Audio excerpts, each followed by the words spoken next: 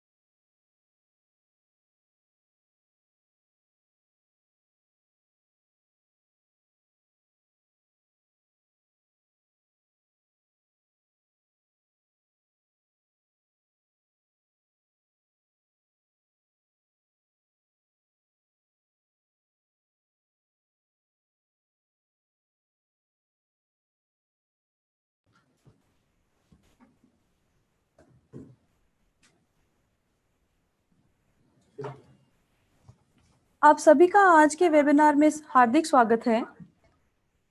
Webinar के संबंध में हम आपकी भागीदारी देखकर हार्दिक प्रसन्न हैं। आज का वेबिनार NEGD एंड माईगव के सहयोग से आयोजित किया गया है। हमारे आज के वेबिनार का विषय है GST पोर्टल में। आप सभी का आज के वेबिनार में हार्दिक स्वागत है। सामान्य करदाता के और संबंध में डीलर हम का आपकी पंजीकरण भागीदारी देखकर हार्दिक प्रसन्न हैं। आज का वेबिनार वेबिनार की अवधि एंड 1 घंटा निर्धारित की गई है, सहयोग से आयोजित किया गया है, जिसमें से सेशन हमारे की आज के अवधि वेबिनार 45 का मिनट विषय है और GST पोर्टल में 15 मिनट प्रश्नों के लिए रखे गए हैं, जिनका उत्तर डीलर का सेशन के एंड में दिया जाएगा। भागीदारी देखकर हार्दिक प्रसन्न है। आपकी स्क्रीन पर वेबिनार 2 फंक्शंस दिए गए हैं। पहला चैट बॉक्स आयोजित किया गया है। आप किसी भी तकनीकी समस्या के लिए चैट बॉक्स में लिख सकते हैं GST पोर्टल में और वेबिनार के संबंध में प्रश्नों का Q&A बॉक्स में लिख सकते हैं। के एंड में दिया जाएगा। इन प्रश्नों के उत्तर सेशन के एंड में दिए जाएंगे। 2 फंक्शंस दिए गए हैं।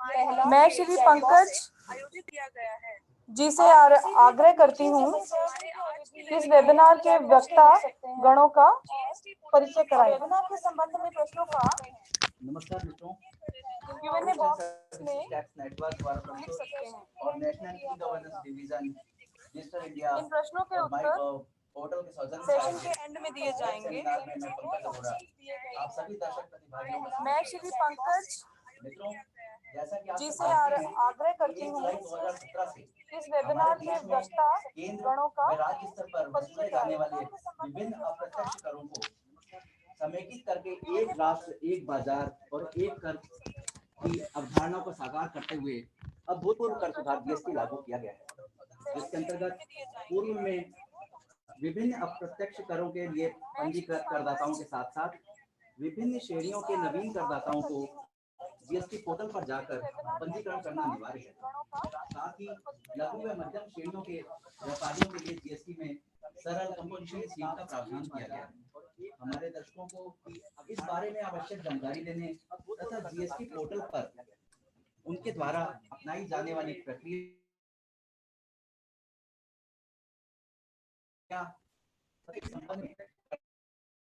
की जो शंकाएं हैं वह उनको व्यावहारिक कठिनाइयों के चर्चा के लिए हमारे पास यहाँ पर एक्सपर्ट पैनल में 3 वक्तागण श्री राजीव अग्रवाल, श्री प्रवीण कुमार व श्री विशाल प्रताप सिंह जी उपस्थित हैं।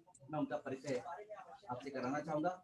श्री राजीव अग्रवाल भारतीय राजस्व सेवा के 1995 बैच के अधिकारी हैं और वर्तमान में प्रतिनियुक्ति पर जीएसटी नेटवर्क में वरिष्ठ उपाध्यक्ष हैं। आपका स्वागत है राजीव जी। हमारे दूसरे वक्ता श्री प्रवीण कुमार बिहार वाणिज्य कर विभाग में डिप्टी कमिश्नर के रूप में सेवारत थे तथा वर्तमान में प्रतिनियुक्ति पर जीएसटी नेटवर्क में सहायक उपाध्यक्ष हैं। आपका स्वागत है प्रवीण जी। हमारे तीसरे एक्सपर्ट श्री विशाल प्रताप सिंह भारतीय राजस्व सेवा के 2008 बैच के अधिकारी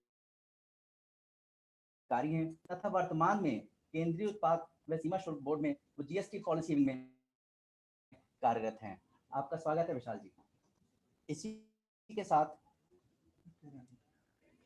साथ मैं आगे की कार्रवाई के लिए मैं अपने विद्वान वक्तागणों को ये माइक देता हूँ। धन्यवाद। मित्रों, आपका आज इस वेबिनार में स्वागत है। तो जैसा कि आपको पता है, आज हम पूरे वेबिनार में 2 टॉपिक कवर करना चाहेंगे। एक तो रजिस्ट्रेशन क्या है और कंपोजिशन स्कीम क्या है, और हम आपको बताएंगे कि रजिस्ट्रेशन करने के लिए क्या प्रोसेस फॉलो करना है और क्या आपके पास डॉक्यूमेंट होने चाहिए जिसके बेसिस पे आप अपना रजिस्ट्रेशन कर सकें। तो शुरुआत हम आपको एक जीएसटीएन के बारे में कह के शुरू करेंगे कि जीएसटीएन की स्थापना सरकार ने की थी as a goods and services tax network, ताकि एक स्ट्रॉन्ग आईटी इंफ्रास्ट्रक्चर आ सके जो कि इंडिपेंडेंट हो, जिसमें फ्लेक्सिबिलिटी हो प्राइवेट सेक्टर की और गवर्नमेंट का स्ट्रैटेजिक कंट्रोल हो। उसकी ये जिम्मेदारी थी कि वो 70 से 80 लाख टैक्स पेयर उसमें रजिस्टर कर सकें, अपनी इनवॉइसेस को अपलोड कर सकें और टैक्स ऑफिसर्स उसके में काम कर सकें। तो जीएसटीएन एक non for profit, non government, गैर सरकारी कंपनी है जिसका काम है कि वो एक आईटी सिस्टम बनाए जिसमें कि टैक्स पेयर अपने रजिस्ट्रेशन रिटर्न को फाइल कर सके। तो ये आप देखेंगे फ्रंट एंड और बैक एंड प्रोसेस है। फ्रंट एंड प्रोसेस में आईजी या जीएसटी सेटलमेंट करना हो या क्रॉस क्रेडिट का यूटिलाइजेशन होना हो, होनी हो, वो जीएसटीएन उसको प्रोवाइड करेगा। तो जितने भी करदाता पूरे देश में हैं और वो अभी तक अलग अलग वेबसाइट पे जाते थे, अलग अलग प्रक्रिया पालन करते थे, वो अब एक यूनिफॉर्म प्रक्रिया का पालन करेंगे और उनको एक ही वेबसाइट और एक ही लिंक में आके अपनी सारी प्रक्रियाओं को पूरा करना है। और उसके ऊपर जो भी काम करदाता टैक्स ऑफिशियल करेंगे वो बैक एंड प्रोसेस कहलाएगा। आप देख सकते हैं कि टैक्स पेयर जो है वो जीएसटी पोर्टल पे आएगा और वो अपने जीएसटी एप्लीकेशन में अपनी रजिस्ट्रेशन एप्लीकेशन या रिफंड एप्लीकेशन फाइल करेगा, तो कि हम लोग एपीआई इंटरफेस के द्वारा स्टेट ऑफिशियल्स को भेजेंगे और स्टेट ऑफिशियल्स के द्वारा दी गई जो भी जानकारी है वो वापस करदाता को दी जाएगी ताकि करदाता उस पे अपना जवाब दे सके।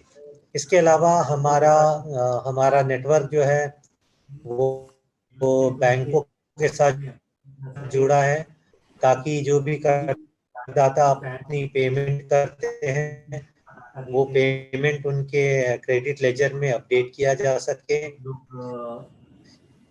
इसके अलावा जो भी डाटा वो पैन का डाटा देते हैं या आईसी कोड का डाटा देते हैं वो हम वेरियस अकाउंटिंग अथॉरिटीज के साथ उसको हम लोग We're receiving many texts saying there is an audio problem. Is it with everybody?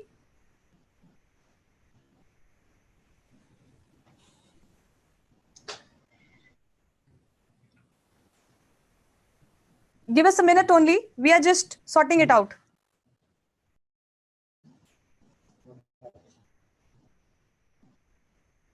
We're receiving many texts saying there is an audio problem. Is it with everybody?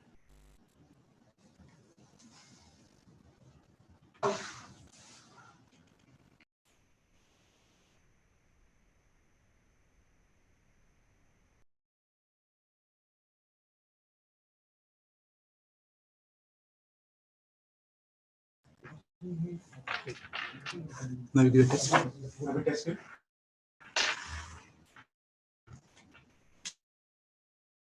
Sir, please. तो इसमें जो करदाता अपनी इंफॉर्मेशन देंगे, उस information को हम accounting agencies और सीबीडीटी के डाटाबेस से साथ वेरीफाई करेंगे, और ताकि जो भी इंफॉर्मेशन और जानकारी दी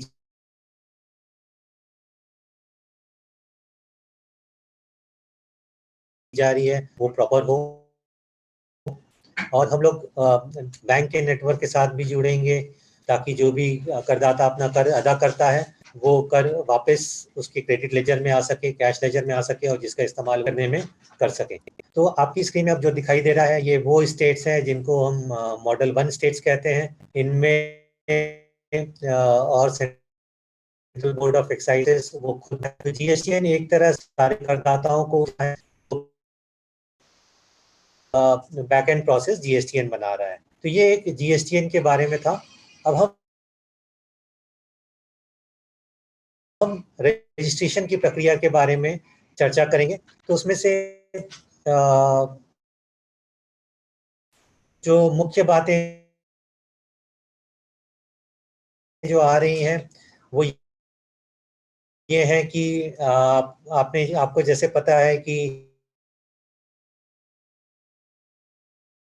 एक इंटरफेस सारे राज्यों के लिए होने वाला है, और प्रोसेसिंग के लिए 3 कॉमन वर्किंग डेज लगेंगे, और जो भी करदाता है उसको इंस्टेंट अपडेट मिलेगा एसएमएस के द्वारा, ईमेल के द्वारा। जो भी ट्रांजैक्शन इस पोर्टल पे होगा वो ट्रांजैक्शन जो है वो सिक्योर ट्रांजैक्शन होगा, और 100% ट्रांसपेरेंसी होगी कि करदाता जब भी उसको भर देता है अपनी जानकारी को, तो उस जानकारी को वो जब चाहे ट्रैक कर सकता है, उसको वो देख सकता है। अब प्रश्न ये उठता है कि रजिस्ट्रेशन कराने की क्या जरूरत है और कैसे कराना है। तो जो भी जैसा कि जीएसटी सिस्टम में, जीएसटी लॉ में प्रोवाइड किया गया है कि रजिस्ट्रेशन आपका पैन बेस्ड होना है, तो आपके लिए पैन नंबर होना सबसे इम्पोर्टेंट है, और जो भी आपको नंबर मिलेगा वो GSTIN कहलाएगा जीएसटी रिजीम में। इसके अलावा ये आपका जो रजिस्ट्रेशन होगा वो स्टेट स्पेसिफिक होगा, मतलब कि आपको हर स्टेट में एक रजिस्ट्रेशन लेना है। अगर आप देखें तो आपका स्ट्रक्चर ऑफ GSTIN 15 डिजिट का है, जिसमें कि शुरू के 2 डिजिट स्टेट के कोड है, उसके बाद 10 डिजिट आपका पैन नंबर होगा, 13 और 14वां एक अल्फा न्यूमेरिक डिजिट है, और 15वां एक चेकसम डिजिट होगा। तो ये आपका GSTIN का स्ट्रक्चर है। अब रजिस्ट्रेशन लेने से क्या फायदा है? करदाता एक लीगली रिकॉग्नाइज हो जाता है, वो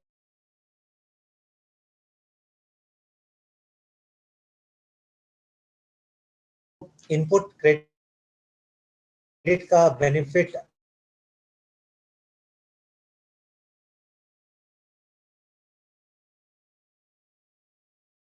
प्राप्त कर सकता है, और अपने बायर को इनपुट क्रेडिट पास ऑन भी कर सकता है। इससे वो प्रॉपर अकाउंटिंग कर सकता है और जीएसटी रिजीम में अपनी कंप्लायंस को, जो भी उसके ऊपर जिम्मेदारियां हैं, उनको वो पूरी कर सकता है। अब मैं अपने सहयोगी से कहूँगा कि वो इस बारे में चर्चा करें कि किन व्यक्तियों को रजिस्ट्रेशन लेना है और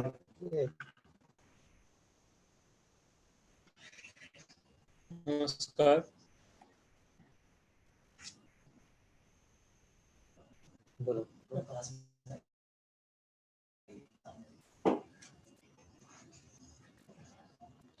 हाँ, तो रजिस्ट्रेशन लेने के लिए अलग अलग कैटेगरीज हैं। जो सबसे सामान्य जो वर्ग है वो है जो कि नॉर्मल रजिस्ट्रेशन लेगा, और इसके लिए जो सीमा है, जितनी छूट है वो 20 लाख होगा। वो उसको रजिस्ट्रेशन लेने की कोई ज़रूरत नहीं है, और अगर वो चाहे पास ऑन करना है अपने कंज्यूमर को या अपने कस्टमर को, तो वो वारंटी रजिस्ट्रेशन ले सकता है। कुछ ऐसे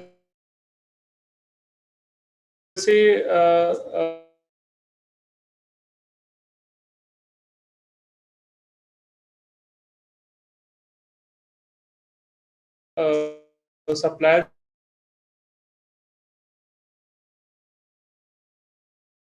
हैं जिनको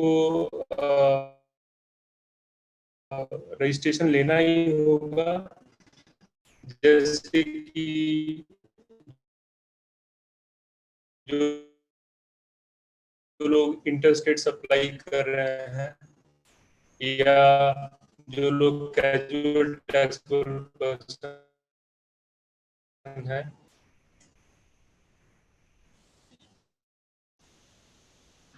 इन लोगों को रजिस्ट्रेशन लेना ही होगा। कुछ ऐसे रजिस्ट्रेशन लेने हैं जिनको सिर्फ वो कोई सप्लाई नहीं कर रहे हैं, लेकिन वो कुछ सामान खरीद रहे हैं जिस It पर appears कि there is some उनको problem with रिफंड the मिल रहा voice है। again. जैसे कुछ We're just holding the session for a minute only. Bodies Please be होती हैं, patient. एम्बेसीज होती हैं, We are working on the audio. और कुछ और डिपार्टमेंट नोटिफाई हो सकता है, जैसे जो सीएसटी कैंटीन्स होती हैं, तो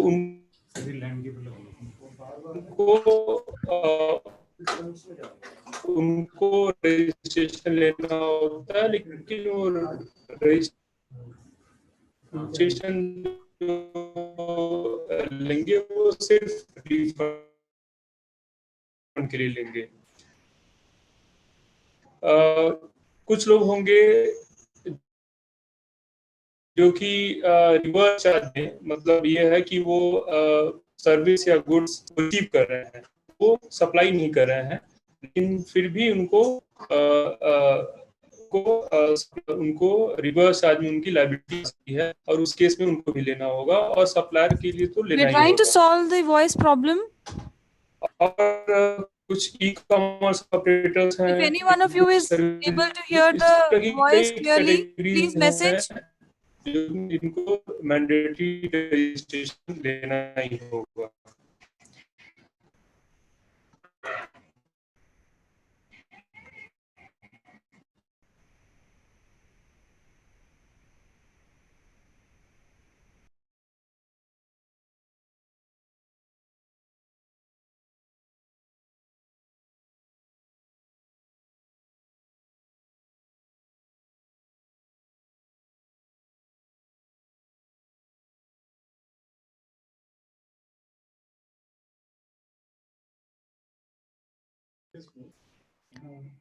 Please bear with us for the audio problem.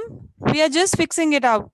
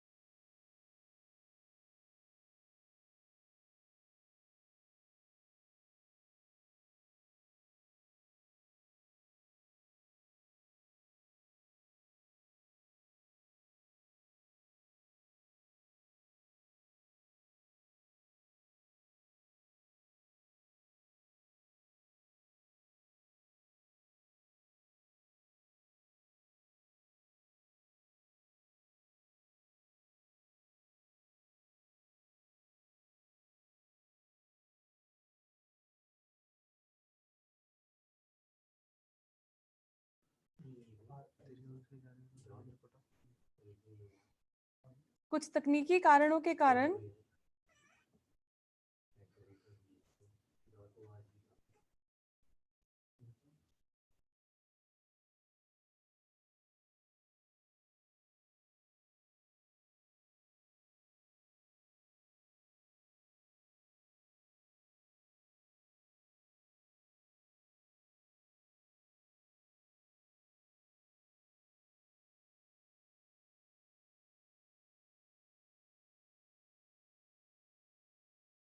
मित्रों, कुछ तकनीकी कारणों से हमारा ये प्रसारण थोड़ी देर के लिए अभी प्रभावित हुआ है।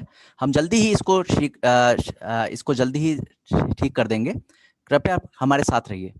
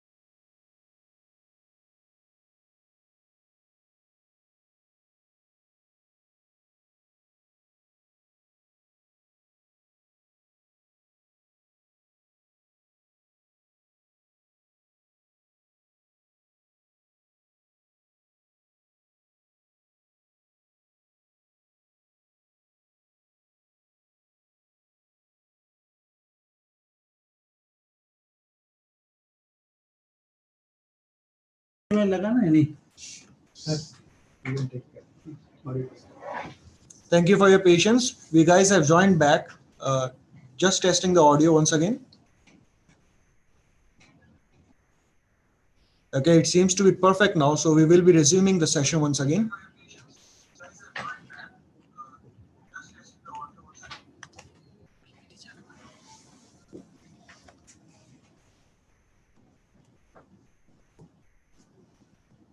स्क्रीन शेयर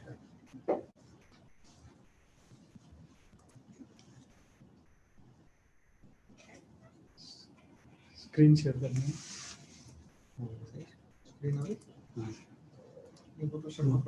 उधर स्क्रीन शेयर सर ने लगाया एसडी में भाई छोड़ दो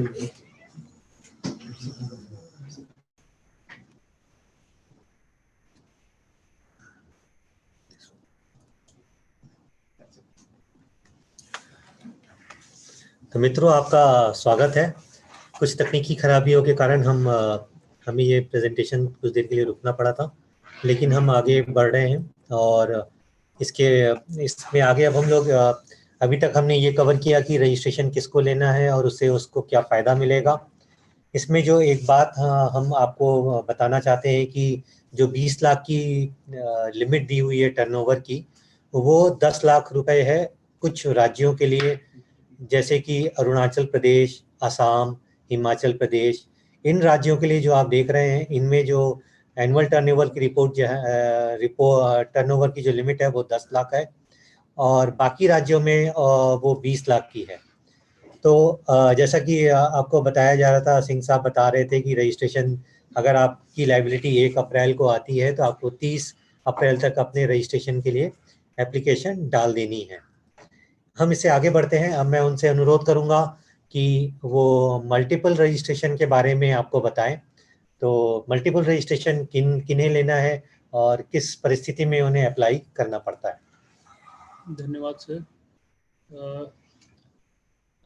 सामान्यतः एक स्टेट में, एक राज्य में आपको एक ही रजिस्ट्रेशन लेना है, लेकिन कुछ विशेष परिस्थितियों में मल्टीपल रजिस्ट्रेशन अलाउ किए गए हैं। जैसे एक स्थिति हो सकती है जबकि आपका एक बिजनेस वर्टिकल अलग अलग हो, आप ऐसी चीज़ों में डील कर रहे हों, जैसे आईटीसी कंपनी है, आईटीसी सिगरेट भी बनाती है, वो ट्रीज गुड्स बनाती हैं, बिस्किट्स बनाते हैं। तो इनको, चूँकि इनका जो काम करना है, जो इनके जो बिजनेस का जो कस्टमर्स हैं वो अलग हैं, तो अलग अलग उनका रिस्क है, अलग अलग बिजनेस रिलेटेड उनके अलग अलग रिस्क इन्वॉल्व हैं। तो इसलिए उनको अलाउ किया गया है कि वो अलग अलग रजिस्ट्रेशन एक ही स्टेट में ले सकते हैं, अलग अलग बिजनेस वर्टिकल के नाम। इसी तरह से जो स्पेशल इकोनॉमिक जोन्स हैं, ऐसा हो सकता है कि किसी एक कंपनी का एक यूनिट स्पेशल इकोनॉमिक जोन्स में हो और दूसरा जो है उसके बाहर हो, डीटीए में हो, नॉर्मल जगह हो। तो ऐसा बनाया गया, ऐसा बोला गया है कि आपको अलग अलग रजिस्ट्रेशन लेना है। मतलब कहने का मतलब ये है कि स्पेशल इकोनॉमिक जोन के लिए एक अलग रजिस्ट्रेशन होगा और नॉर्मल जो आपका एरिया है जिसको डीटीए बोला जाता है, डोमेस्टिक टैरिफ एरिया, उसके लिए आपका रजिस्ट्रेशन वो अलग होगा। तो ये जो है सिचुएशन जो है आपको अलग रजिस्ट्रेशन के लिए है, जो एक स्टेशन में हो सकता है। इसके अलावा मैं ऐड करना चाहूँगा कि अगर आपके कोई और प्रेमाइसेस हैं जिसमें कि आप कोई बिजनेस करते हैं और उसी राज्य में हैं, तो आप उसको एडिशनल प्लेस ऑफ बिजनेस के तौर पे उसको घोषित कर सकते हैं। इसमें मित्रों, मेरा नाम प्रवीण है। मैं आपको इसे एक फैक्ट से इसमें ऐड करना चाहता हूं जो सिंह साहब ने बताया। इसमें सबसे महत्वपूर्ण बात यह है कि उनको अकाउंटिंग स्टैंडर्ड 17 जो मिनिस्ट्री ऑफ कॉर्पोरेट अफेयर्स में, अगर वो अलग अलग अकाउंट्स किसी बिजनेस का मेंटेन करते हैं तो वो उनका एक सेपरेट वर्टिकल, बिजनेस वर्टिकल माना जाएगा। आप जीएसटी एक्ट में जो हमारा सेक्शन 2 है उसका सब सेक्शन 18 में मल्टीपल वर्टिकल्स का डिटेल में डिफिनीशन है, उसको भी रिफर कर सकते हैं।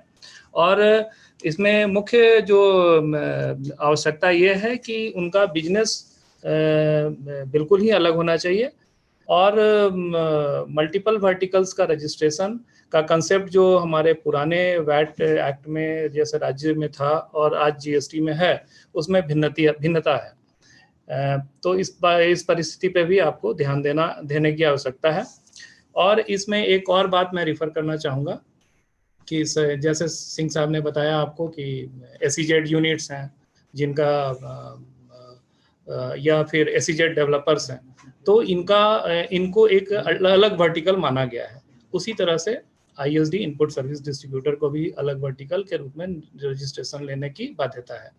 तो ये सब इसलिए किया गया है कि इसमें किसी तरह का कोई, चूंकि रिटर्न्स इनके डिफरेंट प्रिस्क्राइब्ड हैं, आईएसडी में आपको अलग रिटर्न फाइल करना है, तो इस तरह की आवश्यकता को ध्यान में रखते हुए ऐसा इसमें जीएसटी एक्ट में प्रावधान किया गया है। सर आप आगे कंटिन्यू करें। तो इस बात को अब हम आगे बढ़ाते हुए ये अब आपको कोर और नॉन कोर फील्ड के बारे में बताना चाहेंगे कि जो रजिस्ट्रेशन एप्लीकेशन में आप जो भी अपना इंफॉर्मेशन देते हैं वो नियम के अनुसार 2 भागों में बटा हुआ है। एक वो कोर फील्ड कहलाता है, जैसे कि आपका लीगल नेम ऑफ बिजनेस हुआ, या आपका एडिशन या डिलीशन हो रहा है स्टेक होल्डर्स का, या आपका प्रिंसिपल और एडिशनल प्लेस ऑफ बिजनेस है, तो ये आपकी कोर फील्ड है। तो इसमें अगर आप कोई भी परिवर्तन करते हैं तो इसमें आपको रजिस्ट्रेशन एप्लीकेशन में अमेंडमेंट करना पड़ेगा और ये टैक्स ऑफिशियल के पास अप्रूवल के लिए जाएगा। इसके अलावा कोई भी इंफॉर्मेशन में अगर आप चेंज करते हैं तो वो नॉन कोर फील्ड कहलाता है, और वो स्वतः ही जैसे ही आप अमेंडमेंट फाइल करेंगे वो ऑटोमेटिकली उसमें अमेंडमेंट हो जाएगा। तो आपको जब भी रजिस्ट्रेशन करना है तो आपको www.gst.gov.in पे आना पड़ेगा और वहाँ पे जाके आपको रजिस्ट्रेशन एप्लीकेशन फाइल करनी पड़ेगी। अब हम ब्रीफली आपको कंपोजिशन स्कीम के बारे में बताएंगे, तो मैं अपने साथी से अनुरोध करता हूं कि वो कंपोजिशन स्कीम के बारे में बताएं। कंपोजिशन स्कीम, ये जो लोग वैट वगैरह में रजिस्टर्ड थे वो इसको जानते होंगे। ये बेसिकली एक ऐसी स्कीम है जिसमें आपको अपने टर्नओवर के आधार पर आपको टैक्स देना होता है, और इसमें ये होता है कि आपको इनपुट टैक्स क्रेडिट अपने इनपुट्स पर नहीं मिलता है, आप ले नहीं सकते हैं, और आप जो सप्लाई कर रहे हो अपने कस्टमर को वो भी आपके सप्लाई के आधार पर, आपके इनवॉइस के आधार पर इनपुट टैक्स क्रेडिट नहीं ले सकता है। तो ये बेसिकली छोटे ट्रेडर्स के लिए है, और इसमें जीएसटी लॉ में ये प्रावधान दिया गया है, ये जिनके टर्नओवर एनुअल टर्नओवर 50 लाख से कम होगा उसके लिए है, और जिसको 75 लाख किन्हीं परिस्थितियों में बढ़ाया भी जा सकता है जीएसटी काउंसिल की रिकमेंडेशन के आधार पर। तो इसमें आपको क्या करना है कि आपका जो टर्नओवर होगा उसका एक परसेंटेज होगा, उसमें आपको टैक्स देना है। तो ये 3 कैटेगरी है कंपोजिशन डीलर्स के लिए। एक तो वो है जो कि मैन्युफैक्चरर्स होंगे, जो कि कोई गुड्स जो है वो मैन्युफैक्चर कर रहे होंगे, बना रहे होंगे। तो ऐसे लोगों को जो टैक्स देना है वो टोटल 2% देना है, 1% सीजीएसटी में देना है और 1% एसजीएसटी में देना है। और मैन्युफैक्चरिंग जो लोग कर रहे हैं उनका एक लिस्ट भी गवर्नमेंट निकाल चुकी है, और आगे भी उसमें परिवर्तन हो सकता है। उसमें वो ऐसे मैन्युफैक्चरर्स होंगे जो कि इस कंपोजिशन स्कीम में नहीं आ सकते हैं। और इसके अलावा जो लोग सर्विसेज में सिर्फ रेस्टोरेंट सर्विस को ये सुविधा प्रदान की गई है, और उनको 5% टोटल टैक्स देना है, 2.5% एसजीएसटी देना होगा, 2.5% सीजीएसटी देना होगा, और बाकी जो बचे मतलब जो ट्रेडर्स हैं उनको आधा % उनको टैक्स देना होगा। और ये जो स्कीम है वो सिर्फ वही कर सकते हैं जो कि इंटर स्टेट सप्लाई में इन्वॉल्व नहीं है, जिनकी सप्लाई किसी दूसरे स्टेट में नहीं जा रही होगी वही कर सकते हैं। और ऐसे लोग जो कि ई कॉमर्स ऑपरेटर के थ्रू भी कर रहे हैं वो भी नहीं कर सकते क्योंकि उनकी सप्लाई दूसरे स्टेट में जा रही है। और इसके अलावा आपको रजिस्ट्रेशन के लिए आपको मैं जैसा सर ने बताया 2-3 बातें मैं इसमें और भी ऐड करना चाहूँगा कि composition scheme casual tax payers के लिए नहीं है, और इसमें non resident foreign tax payer भी इस दायरे में नहीं आते हैं। जो इलेक्ट्रॉनिक कॉमर्स ऑपरेटर हैं वो भी नहीं है। इसके अतिरिक्त जो online data retrieval service provider हैं वो भी इस दायरे से बाहर है। रजिस्ट्रेशन प्रोसेस की क्या प्रक्रिया होगी हमारे पोर्टल पे, वो हम आपको भी बताने जा रहे हैं। तो इसमें सबसे महत्वपूर्ण बात यह है कि जब भी आप नए निबंधन के लिए आवेदन देना चाह रहे हैं और हमारे पोर्टल पे आ रहे हैं, तो उसकी कुछ प्री रिक्विजिट्स हैं जो आपको फुलफिल करनी है। प्री रिक्विजिट्स इसलिए कि उसमें कुछ डॉक्यूमेंट्स की आवश्यकता पड़ती है जो आपके पास हमेशा तैयार आना चाहिए। रेडीनेस में इसको रखिए। और हमने डिटेल में इस बात को पोर्टल पे भी बताया है सभी करदाताओं के लिए, जो भी नए करदाता हैं या जो एप्लीकेंट है आवेदन करता है। इसमें जो प्रिंसिपल प्लेस ऑफ बिजनेस से रिलेटेड जो साक्ष्य हैं, इसमें उनका या तो पीडीएफ फॉर्मेट होना चाहिए या जेपीईजी में होना चाहिए, और उनके साइज का विस्तृत ब्यौरा साइट पे उपलब्ध है। जैसे हम आपको बता रहे हैं, जैसे प्रिंसिपल प्लेस ऑफ बिजनेस से रिलेटेड अगर साक्ष्य है तो 1 MB तक कर सकते हैं। इसमें कुछ विसंगति हम लोगों ने आइडेंटिफाई की है जो कि दूर की जा रही है। जैसे कि लीज डीड में 200 KB लिखा गया है, जिससे कुछ हमारे करदाताओं को परेशानी हो रही है, इसे हम दूर करने की कोशिश कर रहे हैं। फोटोग्राफ्स 100 KB है। ऑथराइज सिग्नेटरी का अपॉइंटमेंट लेटर आपके पास होना चाहिए, या पावर ऑफ अटर्नी होना चाहिए, या लेटर ऑफ ऑथराइजेशन जो बोर्ड ऑफ डायरेक्टर्स इशू करते हैं उसके लिए हम लोग 1 MB का साइज निर्धारित किए हैं। ऑथराइज सिग्नेटरीज के फोटोग्राफ आप इसे अगर ऑनलाइन अप्लाई कर रहे हैं तो आप वेबकैम से भी खींच के इसे अपलोड कर सकते हैं, या इसे आप अपने डेस्कटॉप पे उपलब्ध रखें कि ताकि अपलोड करने में कोई कठिनाई ना हो। बैंक अकाउंट से रिलेटेड डिटेल्स की भी आवश्यकता पड़ती है, जिसमें आप कैंसिल्ड चेक, बैंक स्टेटमेंट या फर्स्ट पेज ऑफ पासबुक, कुछ भी आप कोई भी डॉक्यूमेंट आप अपलोड कर सकते हैं। रजिस्ट्रेशन जब भी आप अप्लाई करेंगे तो उसमें आपने देखा होगा कि फर्स्ट स्क्रीन पे आपसे राज्य और जिला के बारे में पूछा जाता है। ये राज्य को सुनिश्चित करने के लिए हम लोग पूछते हैं। इसके बाद आपको पैन, अपना मोबाइल नंबर और ईमेल आईडी, ये 3 मुख्य आवश्यकता है। ईमेल और मोबाइल नंबर को हम लोग 1 टाइम अलग अलग पासवर्ड से वेरीफाई करते हैं। तो वो जो तीनों जानकारियों को उपलब्ध कराने के बाद सिस्टम के द्वारा आपको एक TRN number, temporary reference number दिया जाता है, जिसकी वैधता 15 दिन तक रहती है। ये TRN नंबर आपके ईमेल पर और आपके मोबाइल पर SMS के माध्यम से भी उपलब्ध रहता है। और ये TRN नंबर आपको तब तक आप इसका इस्तेमाल कर सकते हैं जब तक आपका एप्लीकेशन कंप्लीट नहीं हो जाए, ARN नहीं जनरेट हो जाए, और जब तक आपको GST नहीं प्राप्त हो जाए। GST प्राप्त होने के तक इस TRN को आपको सुरक्षित रखना है। इसके अतिरिक्त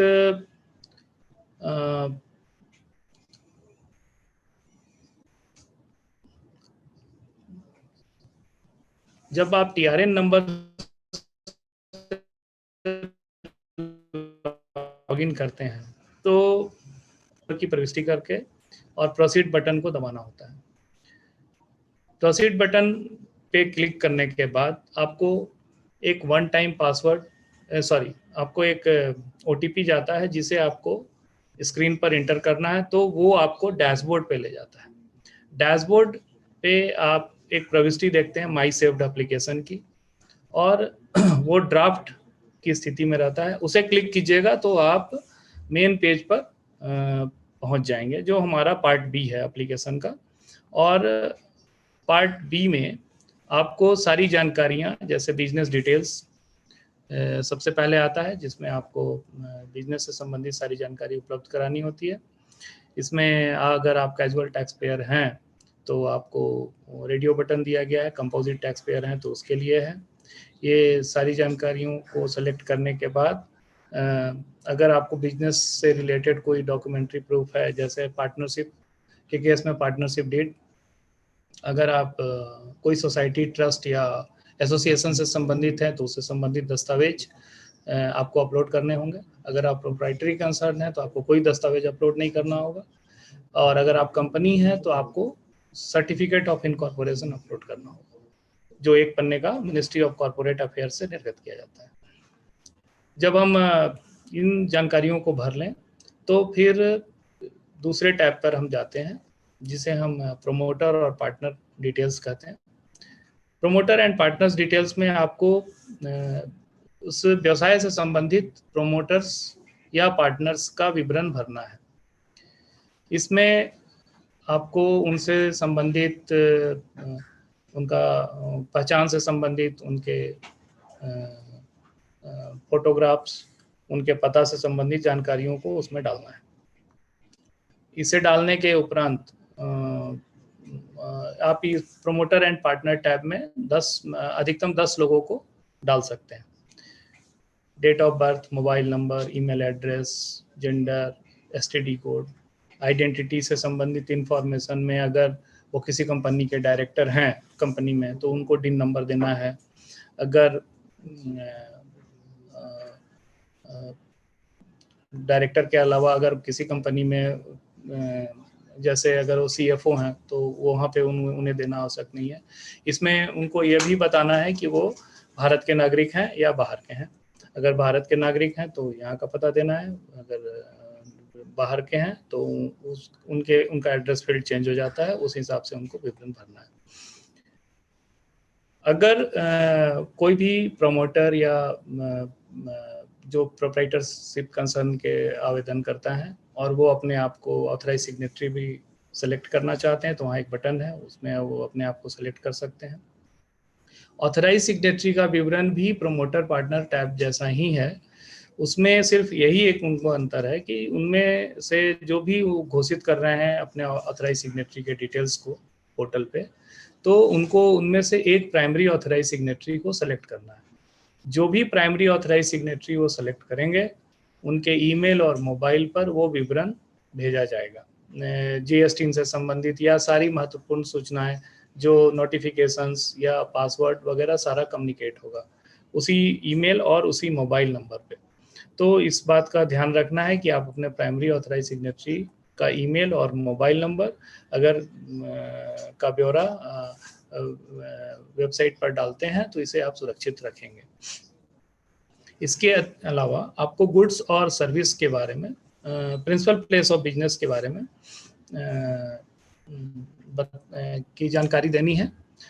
प्रिंसिपल प्लेस ऑफ बिजनेस में व्यवसाय से संबंधित पता आपको उसमें भरना है, जिसमें 3 फील्ड्स मैंडेटरी हैं और ये व्यवसाय से संबंधित जो प्रिंसिपल प्लेस ऑफ बिजनेस है उसके पोसेशन के संबंधित या ऑनरशिप से संबंधित आपको एक साक्ष्य उसमें दाखिल करना होगा। जो साक्ष्य प्रिंसिपल प्लेस ऑफ बिजनेस से संबंधित है उसमें आप electricity bill, municipal rent receipt या कोई भी दस्तावेज, उसकी एक विस्तृत सूची उपलब्ध है और ये वेबसाइट पर भी डाली गई है कि आप क्या क्या दस्तावेज उपलब्ध करा सकते हैं प्रिंसिपल प्लेस ऑफ बिजनेस के साक्ष्य के बतौर। Additional place of business, principal place of business किसी भी राज्य में आपका एक ही होगा, इस बात को नोट कर लें। और जो भी राज्य के लिए आपने आवेदन दिया है ये बाय डिफॉल्ट उसी राज्य का पता उसमें भरा हुआ आता है, तो ये इस बात को आपको नोट कर लेना है। दूसरी इसमें बात ये है कि एडिशनल प्लेस ऑफ बिजनेस में आपको कोई भी साक्ष्य दाखिल नहीं करना है और एडिशनल प्लेस ऑफ बिजनेस आप अधिकतम 9,999 तक भर सकते हैं। और एडिशनल प्लेस ऑफ बिजनेस में एक और बात आपको जो ध्यान रखनी है वो ये है कि एडिशनल प्लेस ऑफ बिजनेस आपके उसी राज्य में अवस्थित होना चाहिए। ये कुछ महत्वपूर्ण बातें हैं जिसका आपको ध्यान जरूर रखना चाहिए। इसके अलावा गुड्स कमोडिटीज से रिलेटेड एक टैब है जिसमें आपको अपने व्यवसाय से संबंधित 5 गुड्स और या 5 सर्विसेज, अगर दोनों है तो दोनों दे दें, ये विवरण आपको दाखिल करना है। ये ड्रॉप डाउन है और आपको सर्च फैसिलिटी दी गई है ताकि आप सही HSN कोड सेलेक्ट करके उसमें डाल सकें। बैंक अकाउंट डिटेल्स में बैंक अकाउंट का नंबर, अकाउंट का टाइप, IFSC कोड और जो बैंक अकाउंट से संबंधित साक्ष्य है वो आपको अपलोड करने होंगे।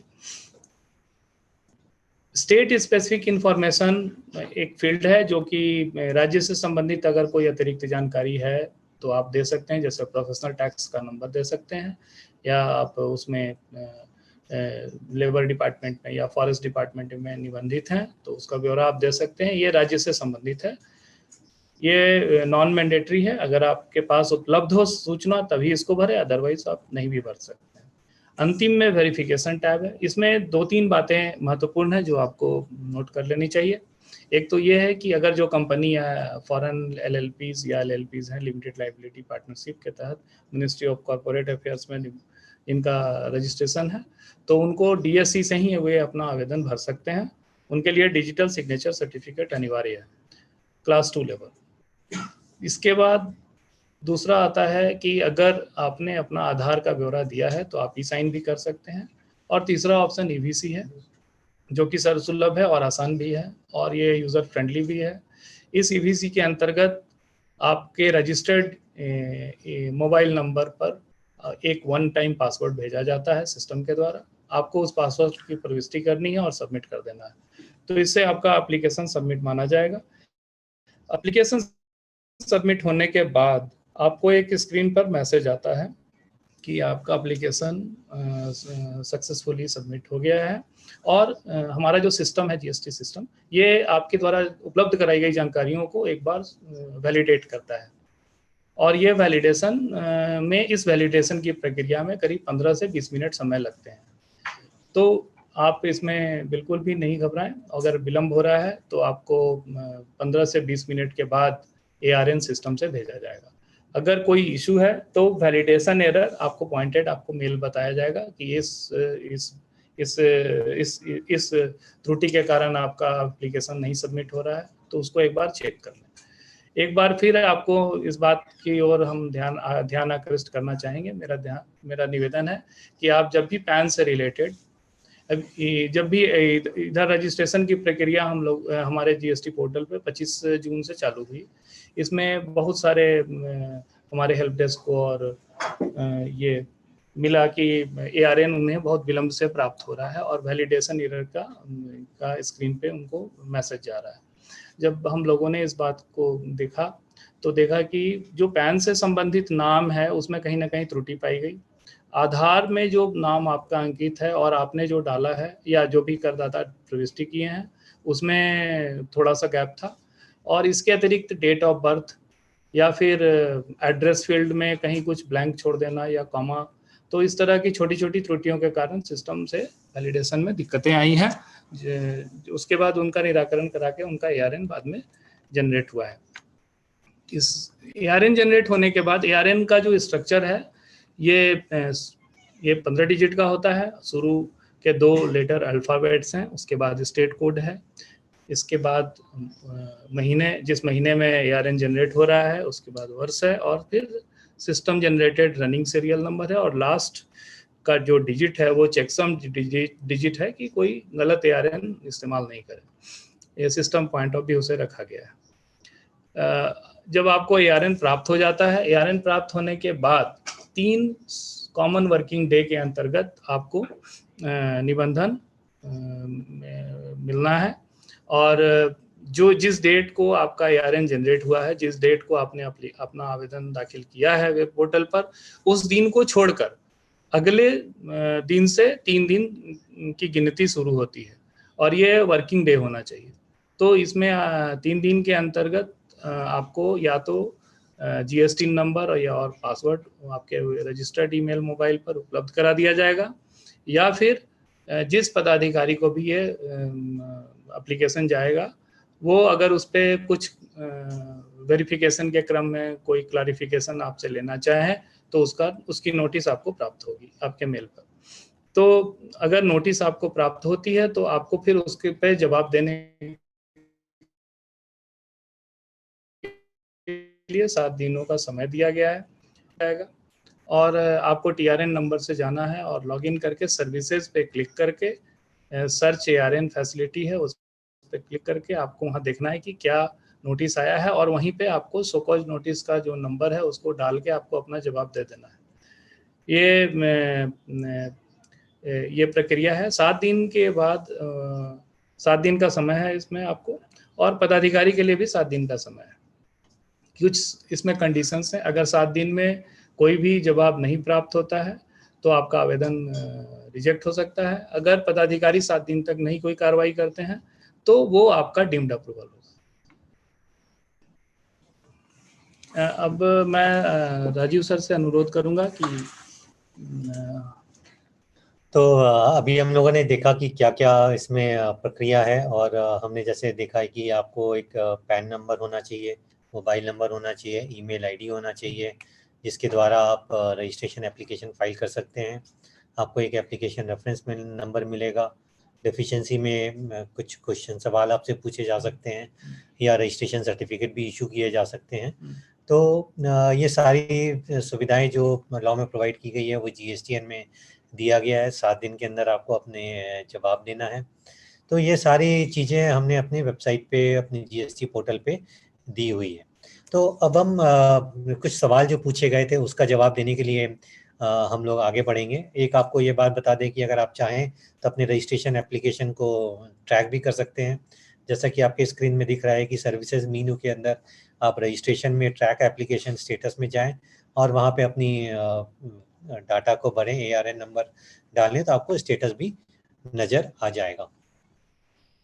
इसके अलावा कुछ जैसे कि पेमेंट के बारे में है, रिटर्न्स के बारे में है, तो आपको पता होगा कि कुछ रिटर्न्स आपको फाइल करने हैं। GSTR1 आपको 10 तारीख तक फाइल करना है, GSTR2A आपको 10 तारीख के बाद तक फाइल करना है।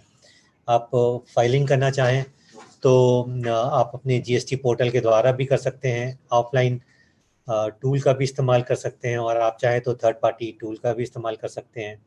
तो एक हम ऑफलाइन यूटिलिटी की प्रोवाइड करने वाले हैं जो कि टैक्स पेयर को अवेलेबल होगा, जिसका इस्तेमाल करके वो 19,000 लाइन आइटम्स तक को अपलोड कर सकता है। वो चाहे तो रोज का रोज भी उसको अपलोड कर सकता है, चाहे तो कहते हैं महीने के आखिरी में भी उसको वो अपलोड कर सकता है। तो इसके बारे में यूज़र मैनुअल और इसका इस्तेमाल कैसे करना है ये सारी सुविधाएं हम उनको प्रोवाइड कर रहे हैं। ये जैसे कि आपके स्क्रीन में दिख रहा होगा, हमने एक हेल्प डेस्क बनाई है जिसका नंबर है 0120488899, जिसका इस्तेमाल करके आप उसमें फ़ोन कर सकते हैं, और या आप ईमेल के द्वारा अपने वेबसाइट पे भी इसको कर सकते हैं। तो अब प्रवीण, कुछ सवाल जो पूछे जा रहे हैं उसके ऊपर हम लोग कंसंट्रेट करते हैं, क्योंकि हमारे पास बहुत मटेरियल है, इसको हम लोग कवर करने लगेंगे तो बहुत टाइम लग जाएगा।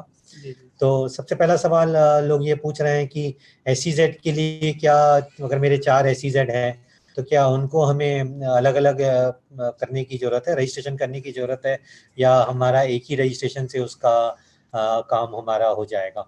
सर, इसमें सबसे महत्वपूर्ण बात यह है कि ये देखना है कि SEZ यूनिट अगर एक लोकेशन पर है और उनका बिजनेस वर्टिकल एक है तो फिर उनको एक ही SEZ यूनिट के तहत निबंधन लेना है, सेस को additional place of business declare कर सकते हैं। लेकिन अगर वो SEZ अलग अलग उद्देश्य से अलग अलग भारत परमिशन लिए हैं भारत सरकार वाणिज्य मंत्रालय से, तो फिर उनको उस अलग अलग उद्देश्य के लिए उनको अलग अलग वर्टिकल्स में नंबर लेने पड़ेंगे, और उनका अगर SEZ यूनिट अलग अलग, SEZ एरिया भी अलग अलग। अच्छा, कुछ सवाल ये पूछा जा रहा है कि कंपोजिशन स्कीम के अंदर आने के लिए या बाहर जाने के लिए हमें क्या करना पड़ेगा, इसके बारे में अगर आप कुछ बता सकें सिंह साहब।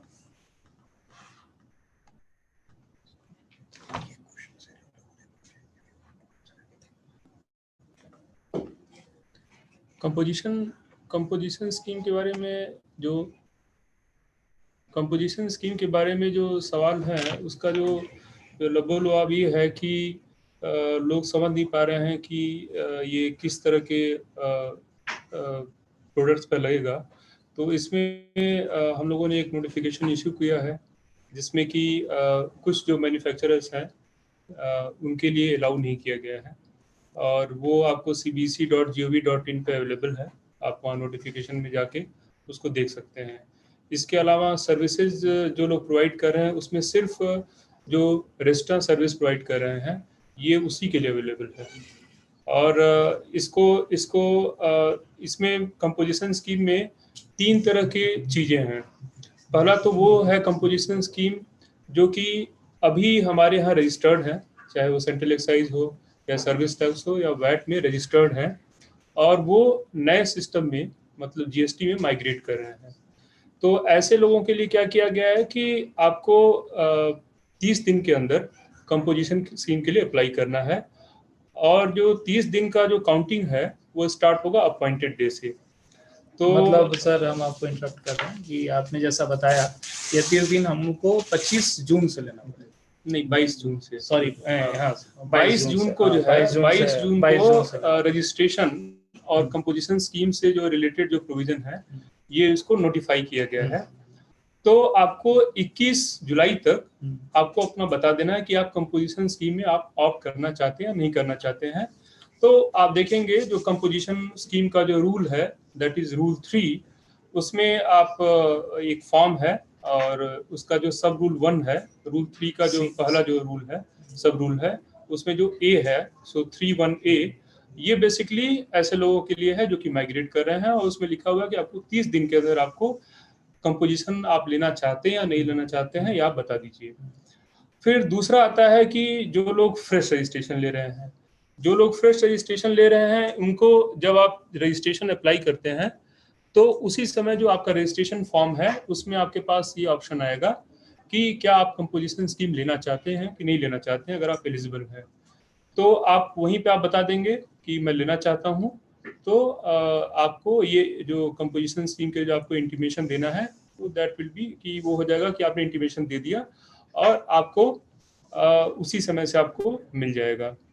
जो और आपको मिलेगा, मिलने का जो डेट होगा कंपोजिशन स्कीम, अगर मान लीजिए कि आप रजिस्ट्रेशन ले रहे हैं और आपने 30 दिन के अंदर ले लिया, आपकी लायबिलिटी किसी दिन आती है 1 अप्रैल को आती है और 30 दिन के अंदर आपने रजिस्ट्रेशन के लिए अप्लाई कर दिया, तो आप पे जो कंपोजिशन स्कीम को आपको जो बेनिफिट मिलेगा वो आपको 1 अप्रैल से ही मिलना स्टार्ट हो जाएगा।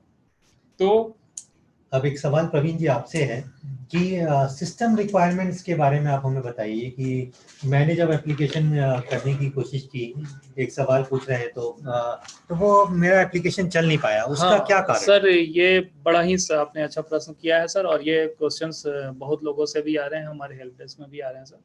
तो इसमें सबसे महत्वपूर्ण बात ये है कि जो भी हमारे सिस्टम पे आते हैं, मेरे पोर्टल पर आते हैं, तो वहाँ पर हम लोगों ने इसे बता रखा है कि आपका सिस्टम क्या कॉम्पेटेबल होना चाहिए। सर इसमें सारा चीज़ लिखा हुआ है, जैसे कुछ लोगों का की शिकायतें आई थी कि एक्सप्लोरर पर ये नहीं चल रहा है या फिर गूगल क्रोम पे नहीं चल रहा है। तो ये सारा विवरण जो है हमने अपने वेबसाइट पर दे रखा है, और वहाँ सिस्टम रिक्वायरमेंट वेब पोर्टल पर जहाँ हेल्प है उसमें दिया हुआ है। आप जितने भी नए आवेदन करता हैं या जो भी मेरे पोर्टल पर आते हैं वेबसाइट के लिए, तो वहाँ से जाकर वो देख लें कि ये किस किस ऑप्शंस में सिस्टम क्या उनका सिस्टम से रिलेटेड उनकी क्या आवश्यकता होनी है, वो वहाँ विवरण दिया हुआ है। तो सिंह साहब आप ये बताएं, एक सवाल ये पूछा जा रहा है कि मेरी नॉर्मली टर्नओवर जो है 20 लाख से नीचे है, लेकिन इसके अलावा मैं कुछ सर्विसेज भी प्रोवाइड करता हूँ, तो उस केस में क्या होगा? क्या मुझे रजिस्ट्रेशन लेना पड़ेगा? हाँ, अगर वो सर्विसेज टैक्सेबल है, अगर वो जीएसटी के दायरे में है, तो इसका मतलब कि 20 लाख आप बोल रहे हैं कि किसी दूसरी, जैसे आप कुछ बेच रहे हैं, जैसे आप मिठाई बेच रहे हैं, तो मिठाई बेचने से आपको जो आमदनी हो रही है वो मान लीजिए 15 लाख है, और आपकी एक प्रॉपर्टी है जिसको आपने रेंट पे दिया हुआ है किसी कॉमर्शियल एक्टिविटी के लिए, और वहाँ से आपको 6 लाख की इनकम मिल रही है, तो कुल मिला के वो 21 लाख हो जाता है। तो आपको रजिस्ट्रेशन लेना होगा और उस पर टैक्स पेमेंट करना होगा। और मान लीजिए वो 21 लाख से कम पड़ता है, मान लीजिए मैं 3-4 एक्टिविटीज करता हूँ, हाँ। और वो 20 लाख से कम उसकी लिमिट आती, तो क्या तब भी मुझे रजिस्ट्रेशन लेना पड़ेगा? नहीं, अगर आप अगर कंपल्सरी रजिस्ट्रेशन में नहीं जा रहे हैं, अगर आप कोई ऐसी सप्लाई कर रहे हैं जो कि लेटेस्ट से कि वो इंटर स्टेट है, ठीक है, आप जो माल बेच रहे हैं वो किसी दूसरे स्टेट में जा रहा है, तो उस केस में अगर आपका 20 लाख से कम टर्नओवर है, इसके बावजूद आपको टैक्स के लिए देना होगा और टैक्स के लिए रजिस्ट्रेशन लेना होगा। और मान लीजिए इंटर स्टेट सप्लाई नहीं है तब?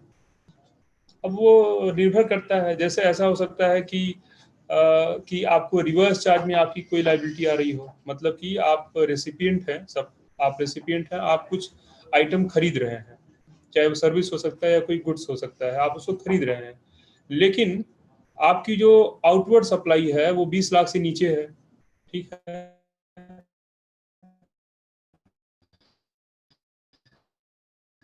लेकिन रिवर्स चार्ज में प्रोवाइड, उसमें बताया गया है कि अगर आप रिवर्स चार्ज में, ये डिपेंड नहीं करता है कि आपकी जो टर्नओवर है 20 लाख है, उससे कम है या ज्यादा है, ये मैटर नहीं करता है। आप रिवर्स चार्ज में आपकी जो भी लायबिलिटी होगी उसको आपको डिस्चार्ज करना ही होगा, उसका टर्नओवर से कोई संबंध नहीं है। अच्छा प्रवीण जी, एक सवाल ये पूछा जा रहा है कि अगर एग्जिस्टिंग डीलर अगर वो माइग्रेट नहीं करता है 1 जुलाई तक, तो क्या होगा? सर ये प्रश्न आया है सर अभी, और जो हमारा जीएसटी एक्ट है उसमें सेक्शन 139 जो ट्रांजिशन से रिलेटेड प्रोविजन है, उसमें सर इस बात का स्पष्ट उल्लेख है कि, और रूल में भी सर जो माइग्रेशन से संबंधित रूल है कि 3 महीने का विंडो उनको दिया गया है। तो अगर वो 1 जुलाई को नहीं भी आते हैं तो उनको 3 महीने तक का समय है, और ये 3 महीने का समय उनको 22 जून से, जैसा कि सिंह साहब ने बताया, 22 जून को हमारे जो भी उससे संबंधित धाराएं हैं हमारे एक्ट की, जीएसटी एक्ट की, उस दिन से वो एक्टिवेट की गई हैं। तो उनको 22 जून से सर 3 महीने का विंडो है, 3 महीने में वो आ जाएं और हमारे पोर्टल पर इनरोल करें या एक्टिवेट करें जो भी उनको जीएसटी और पासवर्ड दिया गया है उससे, और अपना सारा कार्य करें। और अगर मान लीजिए कि वो करदाता 3 महीने के अंदर, जैसे कि आप 22 जून के बाद बता रहे हैं, वो माइग्रेट नहीं करता है तो क्या होगा? तो सर इसमें यही हो सकता है कि उनका निबंधन के कैंसिलेशन की प्रक्रिया प्रारंभ कर दी जाएगी, और अच्छा। सर उनको नोटिस एक भेजा जाएगा और कैंसिल हो सकता है। विशाल जी, एक सवाल ये आया है कि मैं सर्विस टैक्स में तो रजिस्टर्ड था, मेरी टर्नओवर 12 लाख रुपए के करीब थी, तो और मैं माइग्रेट भी कर गया हूँ क्योंकि मुझे यूजर नेम पासवर्ड मिला, प्रोविजनल आईडी पासवर्ड मिला, तो अब जीएसटी रिजीम में मेरे लिए क्या प्रावधान है, मुझे क्या करना पड़ेगा? तो आपकी हो सकता, आपने 12 लाख की इनकम होने के बावजूद आपने रजिस्ट्रेशन लिया, इसके क्योंकि सर्विस टैक्स में जो थ्रेशोल्ड था, जो आपको जो इनकम एग्जेम्प्टेड थी वो 10 लाख थी, आपने माइग्रेट कर लिया, कोई बात नहीं है। आप कैंसिलेशन के लिए आप अप्लाई कर सकते हैं, क्योंकि अगर आप रजिस्ट्रेशन कंटिन्यू नहीं करना चाहते हैं जीएसटी में तो आप कैंसिलेशन के लिए अप्लाई कर दें।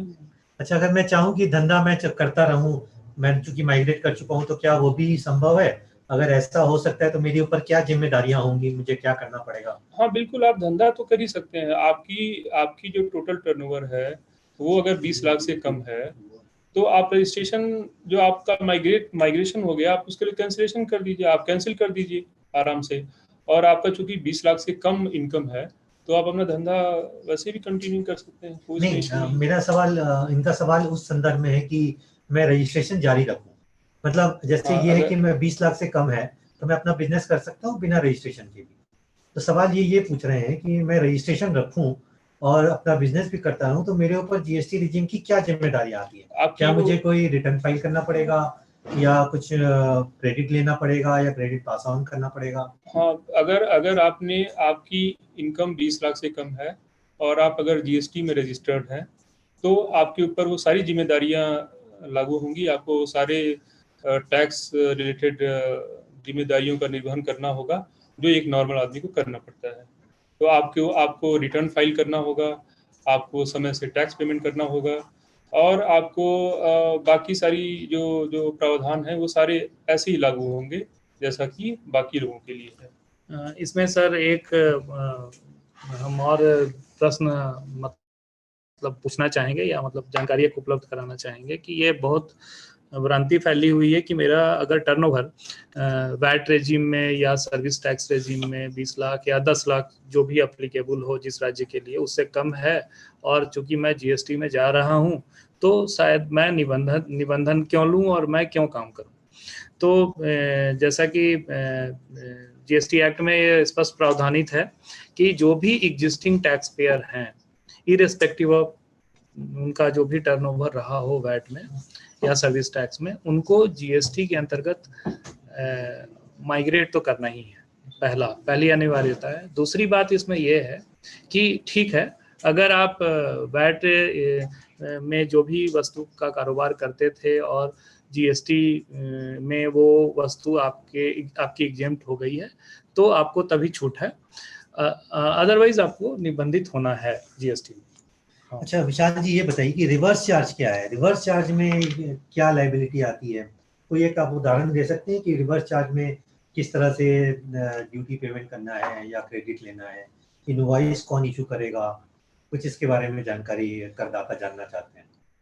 रिवर्स चार्ज में जैसे कि जो बहुत ही सामान्य जो यूज़ की जो है जो एग्जांपल है वो मैं दे सकता हूँ। जैसे कि अगर कोई कंपनी है और वो एक एडवोकेट को हायर कर रही है, एक वकील को हायर कर रही है और उससे कुछ सर्विसेज ले रही है, कुछ कोर्ट का काम करा रही है, तो रिवर्स चार्ज में क्या होगा कि वो जो ऐसे तो नॉर्मली क्या है कि जो सप्लायर है जो सर्विस दे रहा है, तो इस केस में क्या हो रहा है कि जो एडवोकेट है वो सप्लायर है।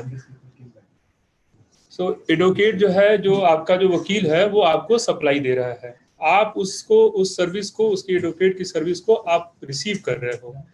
तो नॉर्मल सिचुएशन में जो वकील है ये उसकी जिम्मेदारी है कि वो टैक्स का निर्वहन करे। लेकिन रिवर्स चार्ज में क्या होता है कि जो आदमी रिसीव कर रहा है उसको, उसकी जिम्मेदारी बन जाती है।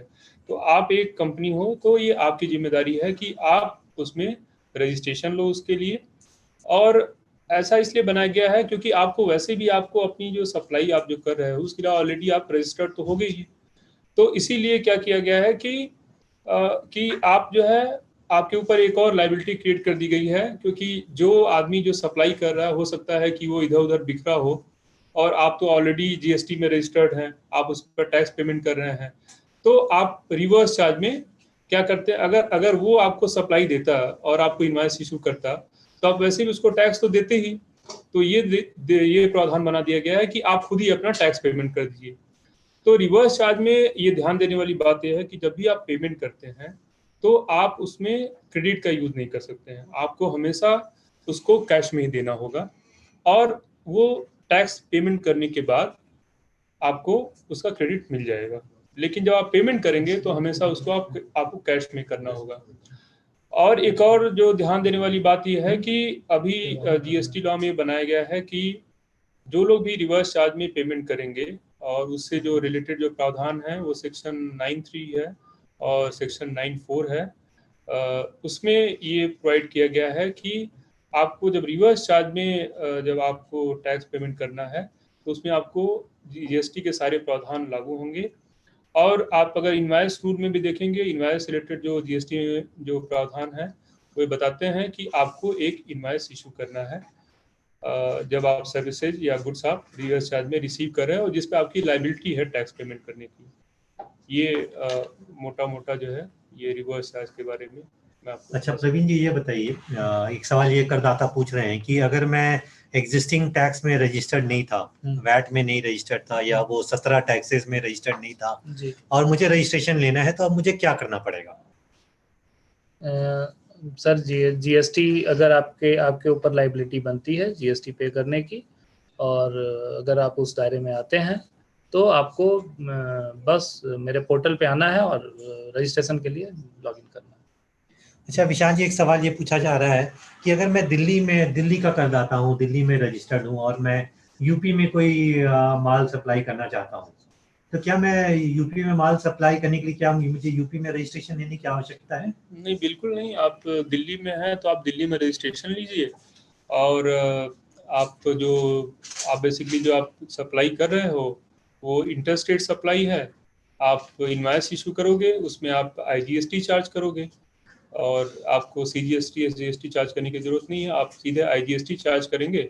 और आप गवर्नमेंट के आईजीएसटी जो है वो एक केंद्र सरकार का कानून है, आप उसमें आप पेमेंट करेंगे, और आपके रिसीवर जो है आपसे जो पा रहा है वो अगर वो बिजनेस है तो उसको क्रेडिट भी ले सकता है।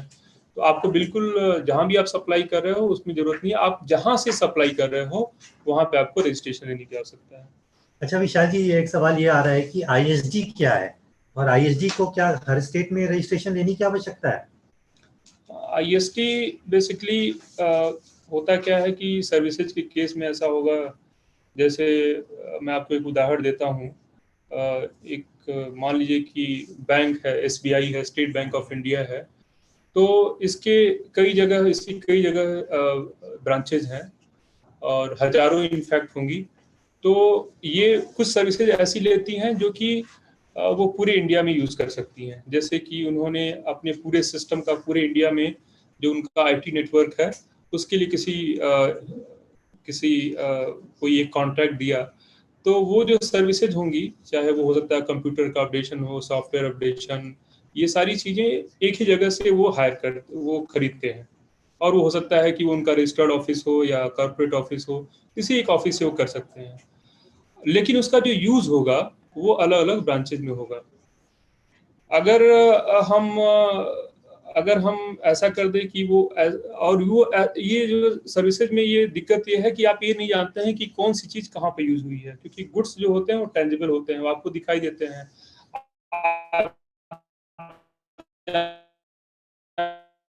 जानते हैं कि गुड्स इस फैक्ट्री में जा रहा है या इस स्टेट में। एक प्रावधान अभी के सर्विस टैक्स लॉ में भी था और GST में भी इसको बनाए रखा गया है, जिसमें कि वो जो सर्विसेज ले रहे हैं उसका जो उन्होंने टैक्स पेमेंट किया है उसका क्रेडिट वो डिस्ट्रीब्यूट कर सकते हैं।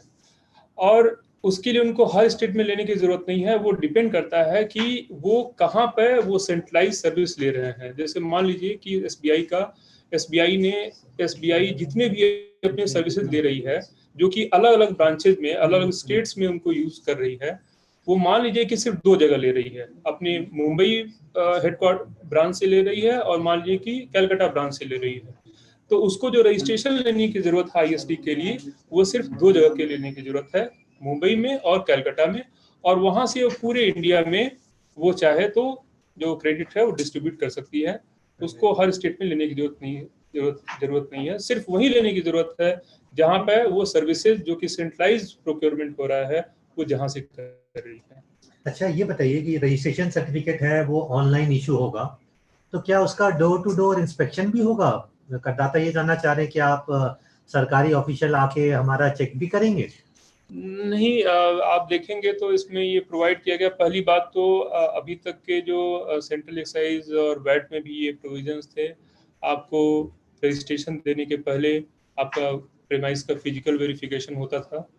लेकिन GST में हम लोगों ने बहुत ही फिक्स टाइम दिया है, 3 दिन का वर्किंग डे का समय दिया हुआ जिसमें रजिस्ट्रेशन होना है। और उसके अंदर ये प्रोवाइड किया गया है कि आपका कोई फिजिकल वेरिफिकेशन रजिस्ट्रेशन देने के पहले नहीं होगा। और किन्हीं कारणों से हो सकता है कि आपका जो डॉक्यूमेंट है उससे ऐसा लगता है कि ये शायद कुछ हो सकता है आपने कुछ सही दिया हो लेकिन कुछ मिस्टेक्स वगैरह रह गई हो, एरर हो सकता है कि ऐसा लगे कि इसमें वेरिफिकेशन की जरूरत है, तो उस केस में रजिस्ट्रेशन देने के बाद ही किया जाएगा। लेकिन वो चुनिंदा केसों में किया जाएगा और वो हम लोग डिसाइड करेंगे, देखेंगे कि क्या कुछ ऐसा कहीं कुछ गड़बड़ी की संभावना होगी तभी ऐसा किया जाएगा। नॉर्मल सिचुएशन में कोई फिजिकल वेरिफिकेशन नहीं होगा। अच्छा विशाल जी, ये बताइए कि गवर्नमेंट टू गवर्नमेंट ऑफिस का जो ट्रांजैक्शन होगा वो कैसे होगा? मतलब उस पे भी क्या GST एप्लीकेबल है? अगर गवर्नमेंट टू गवर्नमेंट अगर कोई सप्लाई हो रही है और वो टैक्सेबल नहीं है, ठीक है, पहली बात तो आप देखेंगे कि वो एग्जेम्पशन में आ गया होगा। जितनी भी सर्विसेज हैं जो गवर्नमेंट जो नॉर्मली देती है वो एग्जेम्पशन में है। और नॉर्मली क्या होता है कि गवर्नमेंट को तभी टैक्सेबल बनाया जाता है जबकि वो ऐसी कोई सर्विस दे रही हो जिसमें उसका कॉम्पिटिटर कोई प्राइवेट सेक्टर का हो, ठीक है। अदरवाइज जो प्योर गवर्नमेंट सर्विसेज हैं, जो स्टैट्यूटरी सर्विसेज हैं, उसको एग्जेम्प्ट कर दिया जाता है और इसमें भी किया गया है। अगर कोई कॉरपोरेशन है, गवर्नमेंट कॉरपोरेशन है, कोई जैसे कई ऐसे बॉडीज हैं, जैसे आप मान लीजिए कि जो ऑयल कंपनीज हैं वो पब्लिक सेक्टर अंडरटेकिंग्स हैं लेकिन एक्चुअली वो गवर्नमेंट नहीं है, ठीक है, तो ऐसे लोगों को टैक्स देना होगा नॉर्मल। अच्छा ये बताइए प्रवीण जी, एक सवाल ये आया है कि इंश्योरेंस कंपनी है, उनकी कई ब्रांचेस होती हैं जी और उनको भी रजिस्ट्रेशन लेना पड़ता है, तो क्या हर ब्रांचेस का अलग अलग लेना पड़ेगा? कि मतलब मान लीजिए कि एक कंपनी है, उसकी मान लीजिए 10,000 ब्रांचेस हैं, कई स्टेट्स में है, तो क्या हर ब्रांचेस का अलग अलग रजिस्ट्रेशन लेने की आवश्यकता है? नहीं सर, ये हर ब्रांच के लिए अलग नहीं लेना है उन्हें, और वो उनका एडिशनल प्लेस ऑफ बिजनेस होगा। और ये लेकिन उनको हर राज्य में एक निबंधन रखना पड़ेगा, क्योंकि उनका जो नेचर ऑफ बिजनेस है वो कॉमन है लगभग, तो हर राज्य में, तो वो हर राज्य में उनके लिए पहली अनिवार्यता है कि वो हर राज्य में उनके लिए निबंधन लेना होगा जहाँ पे भी उनका काम हो। और दूसरी अनिवार्यता यह है कि अगर उनके बहुत सारे ब्रांचेज हैं तो वो उसे अपने अतिरिक्त व्यवसाय स्थल के रूप में घोषित करें। अच्छा विशाल जी, एक सवाल ये आ रहा है कि मेरा बिजनेस ऐसा बिजनेस है जिसमें कि जीएसटी का रेट निल है, तो क्या मुझे भी रजिस्ट्रेशन लेने की आवश्यकता है? अगर आपका और इससे रिलेटेड एक और सवाल आता है कि मैं कोई लिकर बिजनेस में हूँ और लिकर सप्लाई करता हूँ, जैसे मान लीजिए जो कि मान लीजिए 2 करोड़ की सेल है मेरे लिकर की, और मैं कुछ और सप्लाई नहीं करता हूँ, तो क्या मुझे रजिस्ट्रेशन लेने की आवश्यकता है? नहीं, जीएसटी लॉ में जो है जो सेक्शन आपका 23 है, वो उसने साफ साफ उसमें प्रोवाइड किया गया है कि अगर आप कोई ऐसा सामान बेच रहे हो या कोई आप सर्विस दे रहे हो जो कि पूरी तरह से टैक्सेबल नहीं है, पूरी तरह से एग्जेम्प्ट है, और एग्जेम्प्ट का मतलब क्या होता है कि एग्जेम्प्ट का मतलब होता है जो उसको डिफाइन जो जीएसटी लॉ में किया गया है एग्जेम्प्ट को, वैसे किया गया है कि इसमें जो चीज़ जीएसटी के अंदर नहीं है वो भी एग्जेम्प्ट है, जो चीज़ें जीएसटी के अंदर हैं लेकिन वो निल रेट पे मतलब जीरो टैक्स रेट पे एप्लीकेबल हैं वो भी एग्जेम्प्टेड हैं। कुछ ऐसी चीज़ें होती हैं जिसको एग्जेम्प्ट कर दिया जाता है बाई हम लोग नोटिफिकेशन इशू करते हैं, वो भी एग्जेम्प्ट होगा। तो अगर आपकी सप्लाई जो भी आप गुड्स या सर्विसेज दे रहे हो, अगर वो पूरी तरह से एग्जेम्प्टेड है तो आपको कोई रजिस्ट्रेशन लेने की जरूरत नहीं है, आपको टैक्स पेमेंट तो करने का सवाल ही नहीं उठता है, आपको रजिस्ट्रेशन लेना है, आपके ऊपर ये अप्लाई नहीं होता है। लेकिन यदि आप कुछ एग्जेम्प्टेड भी कर रहे हो, जैसे कि आप जो है लिकर जो है वो जीएसटी लॉ में नहीं है, लिकर फॉर ह्यूमन कंजम्पशन, लेकिन आपकी अगेन मैं बताना चाहूँगा कि आपको मान लीजिए कि आपका कोई प्रॉपर्टी है जो कि आपने कॉमर्शियल रेंटिंग के लिए दे दिया है, तो उस केस में ये चीज़ अप्लाई नहीं होगा, आपको रजिस्ट्रेशन लेना होगा, क्योंकि आपको जो टर्नओवर आपकी देखी जाएगी वो टोटल देखी जाएगी, मतलब दैट वो जो है आपका जो टैक्सेबल है वो भी उसमें होगा, शामिल होगा, और जो नॉन टैक्सेबल है जो एग्जेम्प्ट है वो भी शामिल होगा, और उस आधार पे आपको देखना होगा। तो हो सकता है कि आपका जो टैक्सेबल जो वैल्यू है जो जिस पर कि टैक्स लगता है वो 20 लाख से कम हो, लेकिन अगर आपका टोटल टर्नओवर अगर 20 लाख से ऊपर हो गया तो आपको रजिस्ट्रेशन लेना होगा, और आपको जो टैक्सेबल जो वैल्यू है, जो लेटर से कि आप जो है 5 लाख का ही रेंटिंग का इनकम हो रहा है तो आपको 5 लाख पे टैक्स देना होगा। अच्छा, एक आखिरी सवाल प्रवीण जी जो आया है वो ये पूछा जा रहा है कि क्या हमें पहले कैसे अब रजिस्ट्रेशन होगा, क्या हमें पहले उसमें सर्विस टैक्स में रजिस्ट्रेशन लेने की आवश्यकता थी, और अभी हमें क्या करना चाहिए, क्या हमें फिर से रजिस्ट्रेशन लेना पड़ेगा, फ्रेश रजिस्ट्रेशन लेना पड़ेगा, या हम माइग्रेट नहीं कर सके, हमें क्या करना चाहिए इस केस में? नहीं सर, इसमें बहुत ही सिंपल और सरल प्रावधान ये है सर कि ऐसा कुछ भी नहीं करना है, आप जीएसटी रेजिम में है, और अगर आप पे करदायित्व बनता है, कर लायबिलिटी बनती है जीएसटी के अंतर्गत, तो आप आइए और पोर्टल पे आकर अपना निबंधन के लिए आवेदन दीजिए। इसमें सर एक और भी भ्रांति है लोगों में कि जैसे पुराने एक्ट से जो माइग्रेट हुए हैं और उसमें अगर वो कंपोजिशन में थे और बहुत तरह के सुविधाओं का लाभ उठा रहे थे, तो ऐसा भी प्रश्न आता है कि हम क्या जीएसटी में हमको वो सारी सुविधाएं कंटिन्यूड रहेंगी। तो जहाँ तक कंपोजिशन का बात है, इस मामले में हम स्पष्ट करना चाहेंगे कि कंपोजिशन का प्रावधान वैट लॉ में या सेंट्रल एक्साइज में या सर्विस टैक्स में अलग अलग कंडीशंस पर था, जीएसटी में ये बिल्कुल अलग है। तो आपका माइग्रेशन नॉर्मल टैक्स पेयर के रूप में होगा, और यहाँ पे जो भी कंपोजिशन के लिए शर्तें विहित हैं हमारे एक्ट में सेक्शन 10 में, तो उसके तहत आपको कंपोजिशन की सुविधा देय होगी। तो अच्छा दोस्तों, आपका बहुत बहुत धन्यवाद।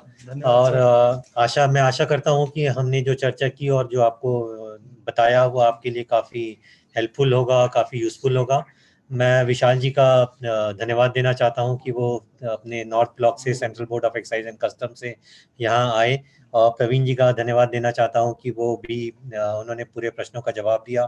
प्रवीण जी बहुत बिजी रहते हैं। इसके अलावा हमारी बैक एंड टीम जो है मिस्टर पाटिल, भगवान पाटिल की और पंकज अरोड़ा की, उनको भी मैं धन्यवाद देना चाहता हूं। साथ ही साथ मैं मिस्टर राव और उसकी टीम को धन्यवाद देना चाहता हूं कि उन्होंने ये अपॉर्चुनिटी हमें प्रदान की। अब मैं वापस श्री पंकज अरोड़ा को आगे के बारे में बताने के लिए बताता हूं। इसमें एक छोटी सी बात मैं आपको बताना ये चाहूँगा कि अगले वीक में हम लोग एक और वेबिनार करेंगे। वो वेबिनार ऑफलाइन यूटिलिटी के बारे में होगा, जो कि शशि जो यहाँ पे जीएसटीएन में है और श्री भगवान पाटिल, वो दोनों इस वेबिनार को, शशि भूषण सिंह जी और भगवान पाटिल इस वेबिनार को कंडक्ट करेंगे। तो अगले सप्ताह आपको फिर से कुछ नई जानकारी दी जाएगी। पंकज जी, अब आपके पास। धन्यवाद राजीव जी। आप सभी वक्तागणों का, क्योंकि आप लोगों ने निश्चित रूप से इस जीएसटी में जो रजिस्ट्रेशन और की प्रक्रिया है उससे संबंधित जो भी टैक्स पेयर के मन में जो डाउट थे उसको क्लियर करने का पूरा प्रयास किया है। इस प्रयास के लिए, सफल प्रयास के लिए मैं साधुवाद देता हूँ। साथ ही मैं धन्यवाद देता हूँ सभी पार्टिसिपेंट्स को जो पूरे धैर्यपूर्वक जिन्होंने इस सेशन को सुना, और मुझे उम्मीद है कि इस सेशन से उनके मन में जो विचार होंगे, जो जिस तरह के डाउट्स होंगे जीएसटी पोर्टल से रजिस्ट्रेशन प्रक्रिया से संबंधित, हम उस प्रयास को, वो डाउट्स को क्लियर करने में, इस प्रयास में हम कुछ हद तक सफल जरूर हुए होंगे। हाँ, बीच में कुछ तकनीकी खराबी थी जिसके लिए हमें खेद है। और मैं इसके साथ ही मिस्टर राव जो डिजिटल इंडिया NEGD टीम और के लीडर और उनकी टीम को मैं धन्यवाद देना चाहता हूँ। साथ में माईगॉव अथॉरिटीज CEO तथा उनकी टीम को मैं धन्यवाद देना चाहता हूँ, जिन्होंने इस GSTN की इस प्रस्तुति को के माईगॉव पोर्टल के लाइव स्ट्रीमिंग में पूरा सहयोग और सपोर्ट किया है।